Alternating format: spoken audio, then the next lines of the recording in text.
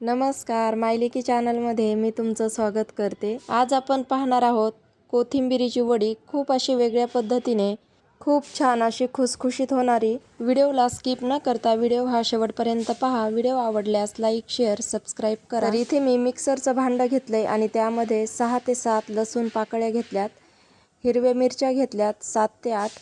चरचरीत छान लागते म्हणून मी इथे जास्त मिरच्या घातल्यात। तुम्हाला जास्त तिखट नको असेल तर मिरच्या कमी घाला। तर इथे मी 1 चमचा जिरे घातलेत आणि याला बारीक वाटून घेते। तर पहा अशा प्रकारे वाटून घेतले। इथे मी एक मोठा बाउल घेतलाय, त्यामध्ये बेसन घेते। बेसन इथे मी 2 वाटी घेते। यामध्ये अर्धा चमचा हळद घालू। 2 वाटी बेसन असेल तर 1 ग्लास पाणी बास होतं।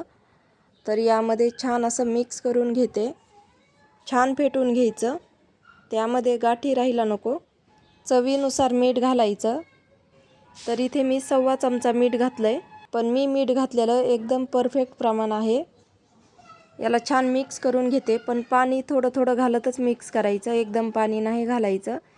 जर एकदम पाणी घातलं पीठ चांगलं फेटत नाही, म्हणून आपल्याला थोडं थोडं पाणी घालत हे छान फेटून घ्यायचंय।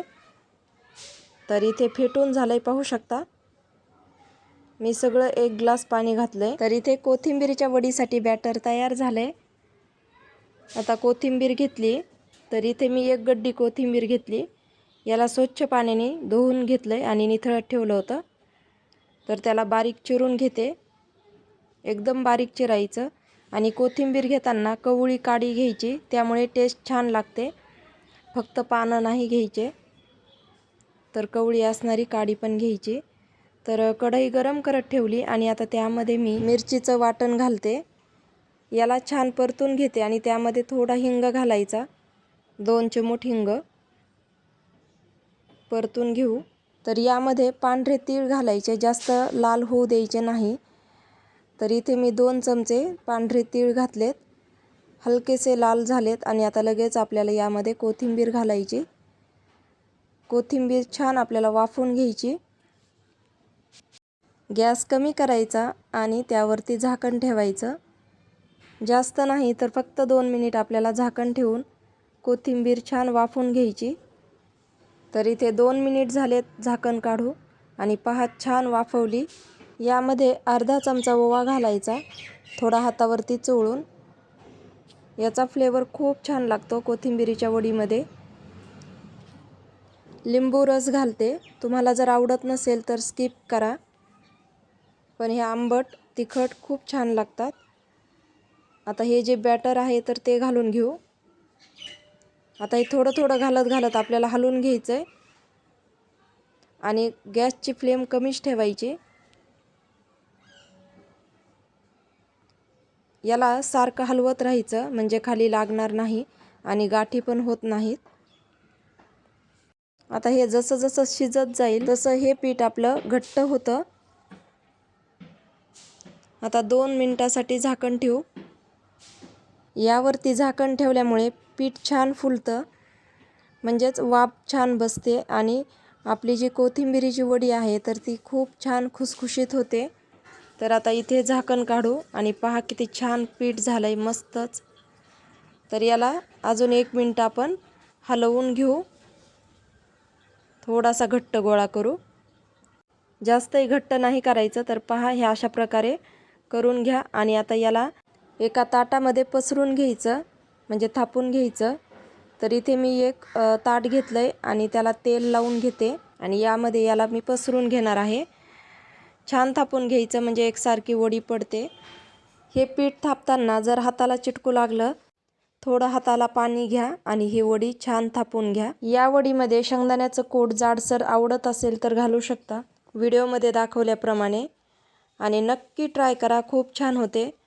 आणि कमेंट करायला विसरू नका तुम्ही केलेली वडी कशी झाली। मी माझं नवीन चॅनल चालू केलं आहे, वैशाली ब्लॉग, त्याच्यावरती पण रेसिपी टाकत असते।